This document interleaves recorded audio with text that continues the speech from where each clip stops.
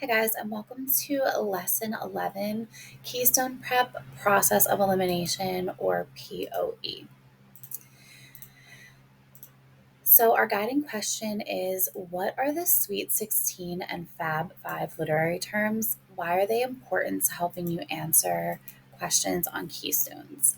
And at the end of the lesson, you'll be able to define the definitions of Sweet 16 and use the process of elimination to find an answer.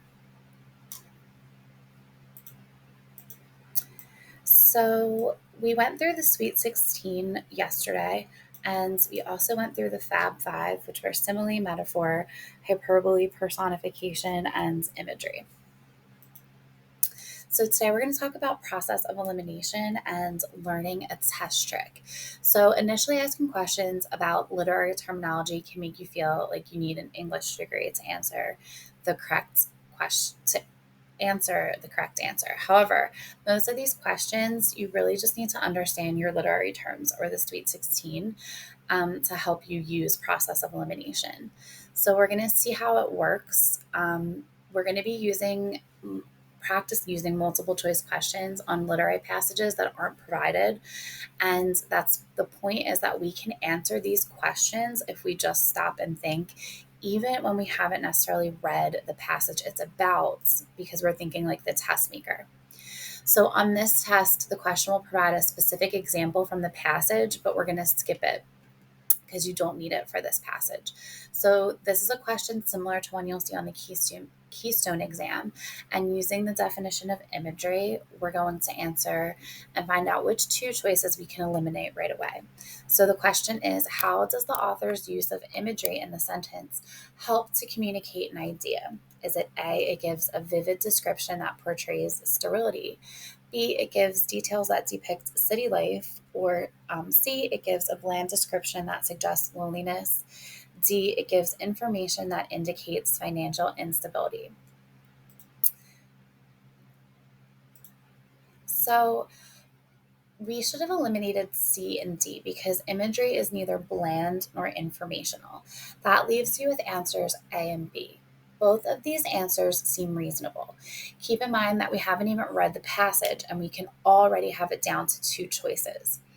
So it is either it gives a vivid description that portrays sterility, or B, it gives details that depict city life. The term vivid description is definitely going to help us with imagery. Imagery provides a vivid description.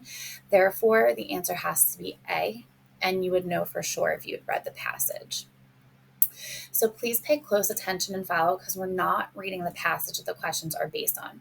We're simply practicing process of elimination and using broad universal statements. So this is our test trick that we're going to be using this week. So here's our question: why is the omniscient narrator most likely used to describe events in the passage? Is it to develop a biased attitude toward toward Benjamin? B, to provide further understanding of both brothers' feelings? C, to explain why Benjamin had been away from home for so long? Or D, to describe the conditions on the family's house? So I know off the bat that an omniscient narrator is all knowing. They know what every single person is feeling. So if I take a look at A, B, and D, I'm able to cross out many of these options because I see off the bat that B said to provide further understanding of both brothers' feelings. So B is basically the definition of omniscient narrator. So even without having read the passage, I can cross out A, C, and D. So this is a way to train our brains to look at questions on the test and think like the test maker rather than getting confused. Remember, they're going to put things in that have nothing to do with the passage, and that's kind of meant to make you kind of second guess your thoughts. And since we're practicing, that's not something that you're going to do because you're going to be ready. Number 2 says, which characteristics of the passage best indicates to readers that it is fiction rather than an informational text? Is it the use of passive verbs, the development of mood, the description of conflict, or the organization of the text? So we're looking for fiction rather than informational. So I could definitely cross out the use of verbs, the development of mood, and the organization of the text. You should have eliminated A because both fiction and nonfiction can use verbs and doesn't really have anything to do with a fictional text. B and D are eliminated because they both apply to fiction and nonfiction. And C is the only possible answer because conflict is an essential part of a fictional plot, but it's not an essential part for an informational text. Number 3 says, which sentence describes the relationship of the setting to the plot in the passage? Is it that the setting is important only at the beginning of the passage? The setting contributes little to the conclusion of the passage. The setting influences the progression of events in the passage, or the setting prevents the resolution of the conflict in the passage. So A and B here can be eliminated. Test makers would most likely not be asking you about a setting if it were only important at the beginning of the passage. So we could cross A out.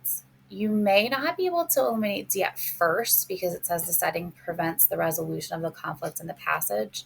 However, C is probably the best answer when you look at them because it most closely represents the definition of the setting, which is the setting influences the progression of events. So remember, they're probably not going to be asking you this far-fetched question when they're asking. They want to try to trick you up and make you think, oh, was it only in part important in the beginning? It's probably important to the theme and the development of the story, which is why they're asking about it. Number 4 says, what is the main effect of dialect in the passage? So from what I know about dialect, it is how characters talk in a certain region. So could it create a sense of realism, add a touch of sadness, create a humorous mood, or disclose a rivalry between characters? Best represents the definition of dialect, which is always used to make a story seem realistic. So if I'm talking about a story that takes place in Philadelphia, I would probably talk about cheesesteaks. The characters would say water instead of water. It would make it seem real and it would put the person in the story, and people reading the story from a place would feel like they were there. Number 5 says, which sentence from the passage best represents the conflict? So think about what you know about a conflict, a problem or some type of issue between characters. The letter arrived in a brown envelope with the realtor's return address. Maybe her father would decide to stay after all. Sam pulled on a warm sweater and boots to steel himself against the cold, or Kylie stomped through the snow, not worrying about her cold, rosy cheeks. This can be a difficult question when you first look at it, but process of elimination is the best strategy. A is a plot event that can be eliminated. So there's no type of conflict by seeing a realtor's return address. And C and D could be tempting and indicate kind of a man versus nature, like that they're fighting against the cold or the snow. However, characters do not seem conflicted in either one. So B is the really only choice because there's some type of conflict or decision. Will the father stay or will they go? Number 6 says to read the sentences from the passage. The trees fought against the wind as the clouds rolled in and the sky darkened.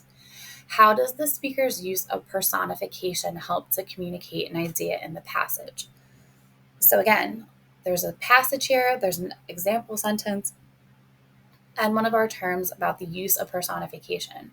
So stop and pause and break it down and look at this word personification. We know that that means to give an unliving thing or a non-human living human characteristics. So we know off the bat that since it's figurative language, it's going to create a special effect or feeling. Based on that definition, we can eliminate C and D, which is it shows the speaker's observations about nature. It indicates the speaker's desire for wealth. A may seem tempting, but it's too literal of an answer. So to say that the speaker has feelings about the trees, we're talking about figurative language, which is not literal. It's used to put a picture in our mind.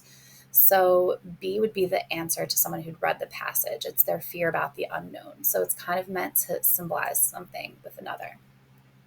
So these type of questions you will see on the Keystones, and we'll do more review tomorrow. So you want to use the process of elimination and what you know about the words to answer a question, even when you don't have the passage in front of you. Have a wonderful rest of your day, and I will see you guys soon.